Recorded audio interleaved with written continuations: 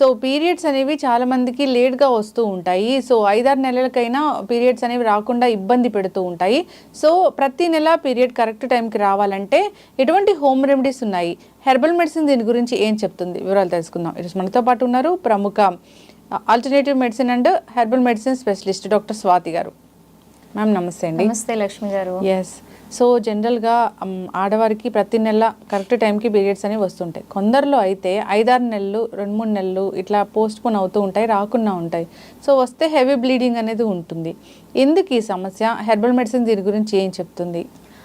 బేసిక్గా విమెన్కి పలానా ప్రాబ్లం లేదు అనేది ఉండదు. ఎందుకంటే డే టు డే ఛాలెంజెస్ విమెన్కి ఎక్కువగా ఉంటాయి కంపేర్ టు మెన్.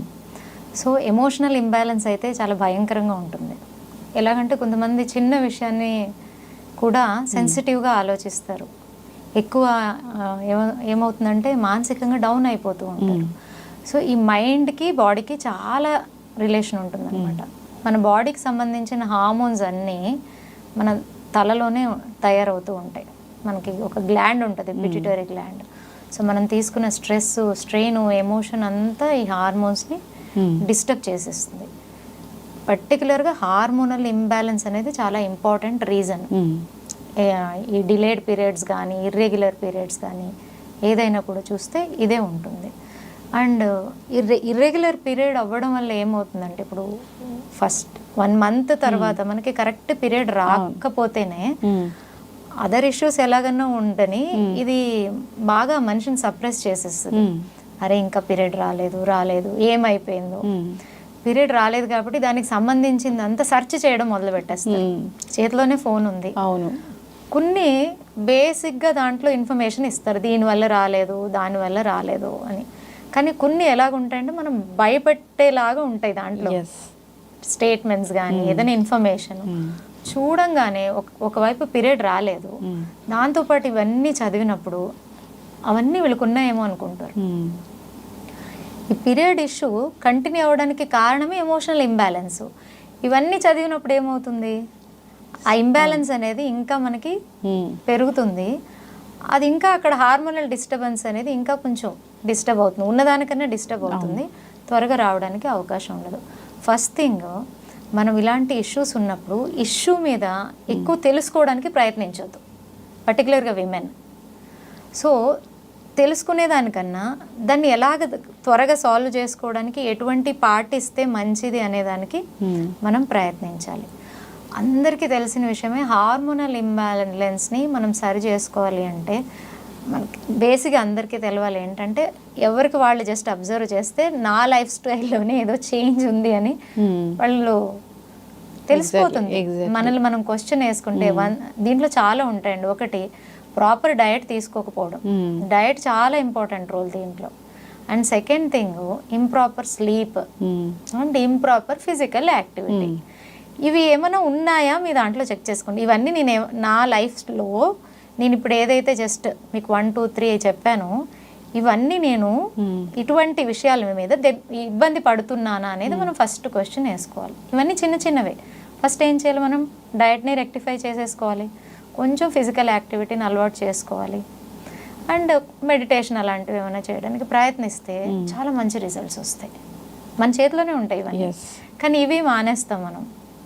ఇంకేదో దారులు త్వరగా దాన్ని రెక్టిఫై చేసుకోవడానికి త్వరగా హార్మోనల్ మెడిసిన్స్ని వాడడం కూడా స్టార్ట్ చేసేస్తారు. దానివల్ల ఏమవుతుంది, ఈ ప్రాబ్లం ఉన్నవాళ్ళు హార్మోనల్ మెడిసిన్స్ ఎప్పుడైతే వాడడం మొదలు పెడతారో మూడ్ ఫ్లక్చుయేషన్స్ స్టార్ట్ అవుతాయి. ఎందుకంటే మన సిస్టమ్ని మార్చేస్తాయి. అవును. అండ్ వెయిట్ బాగా పెరిగిపోతారు, విపరీతమైన ఇరిటేషన్ అనేది మొదలైపోతుంది వీళ్ళల్లో. ఊరికూరినే ఎమోషనల్గా బాధపడుతూ ఉంటారు, ఏడుస్తూ ఉంటారు, ఇవన్నీ స్టార్ట్ అయిపోతాయి. సో దాంతోపాటు ఇవన్నీ యాడ్ ఆన్ కదా. సో దీని బదులు జస్ట్ ఆ బేసిక్ ఏదైతే ఉన్నాయో అవి సరి చేసుకుంటే అయిపోతుంది కదా. సో ఇవి చూసుకోగలగాలి. అండ్ దీంతోపాటు అదర్ ఇష్యూస్ ఏమైనా ఉన్నాయో చెక్ చేసుకోవాలి. ఇప్పుడు ఇర్రెగ్యులర్ పీరియడ్ సరిగా రావట్లేదు, ఏమైనా థైరాయిడ్ ఉందేమో చెక్ చేసుకోవాలి, వెయిట్ బాగా ఎక్కువగా ఉన్నారేమో చెక్ చేసుకోవాలి. సో వాటిని మనము ఓకే. అయితే పీరియడ్స్ సరిగ్గా రాకపోవడం అనేది ఒక సిమ్టమ్, రూట్ కాజ్ అనేది వేరే ఉంటాయి. సో మీ రూట్ కాజ్ ఏంటి, ఎవ్రీ ఇండివిజువల్కి సేమ్ ఉండదండి. ఒక 10 మంది విమెన్కి ఈ ప్రాబ్లం ఉందనుకోండి, 10 మంది విమెన్లో ఒకళ్ళకి ఎమోషనల్ ఇంబ్యాలెన్స్ ఉండొచ్చు, ఒకళ్ళకి థైరాయిడ్ ఉండొచ్చు, ఒకళ్ళు సరిగా ఫుడ్ తీసుకోకుండా ఉండొచ్చు, ఒకళ్ళు అసలు ఫిజికల్ యాక్టివిటీనే చేయకుండా ఉండొచ్చు. అవి గమనించుకోవాలి, ఎక్కడ నేను మిస్ అవుతున్నాను. ఫస్ట్ అది రెక్టిఫై చేసుకుంటే చాలా వరకు 99% మీకు అక్కడే రిజల్ట్ వచ్చేస్తుంది. సో ఇది చాలా ముఖ్యమైనది. అండ్ ఇలాంటి ప్రాబ్లం ఉన్న వాళ్ళకి ఏంటంటే వెంటనే పీరియడ్ రావడానికి ఏం చేయాలంటే ఇంట్లోనే ఉన్నటువంటి ఒక 2-3 ఐటమ్స్ చెప్తాను. It's very easy. ఒక స్పూన్ అజ్వైన్ ఒక గ్లాస్ ఆఫ్ వాటర్లో తీసుకోవాలి, కొంచెం జింజర్, కొంచెం పసుపు వేసి మంచిగా హర్బల్ టీని ప్రిపేర్ చేసుకోవాలి. వాము, అల్లం, పసుపు అంతే, ఈ 3 ఇంగ్రీడియంట్స్.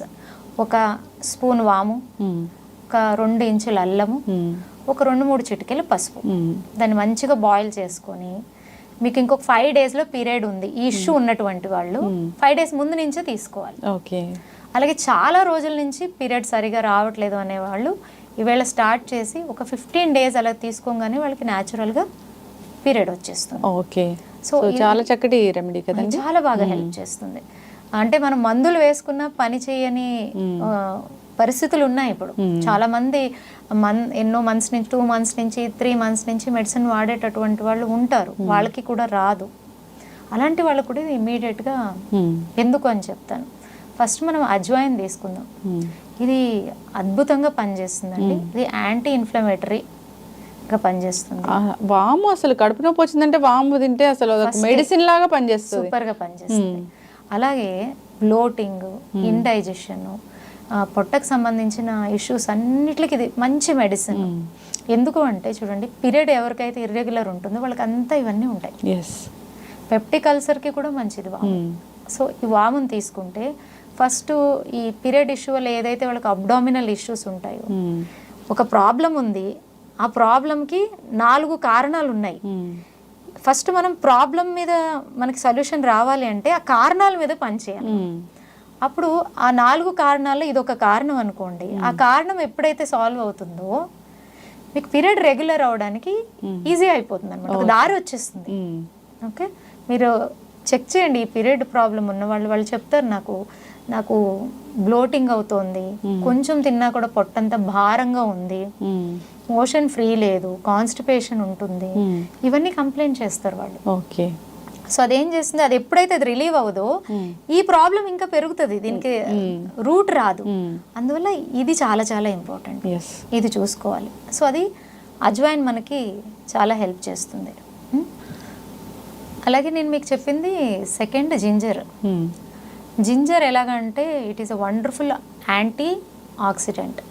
ఇది ఇంకేం చేస్తుందంటే బేసిక్గా ఈ ప్రాబ్లం ఉన్న వాళ్ళకి యూట్రస్లో ఏదో ఒక ఇబ్బంది ఉంటుంది, యూట్రస్కి రిలేటెడ్ సెల్స్లో ఆ ఫంక్షనింగ్లో ఏదో ఒక ఇన్ఫ్లమేషను ఏదో ఒక ప్రాబ్లం ఉంటుంది.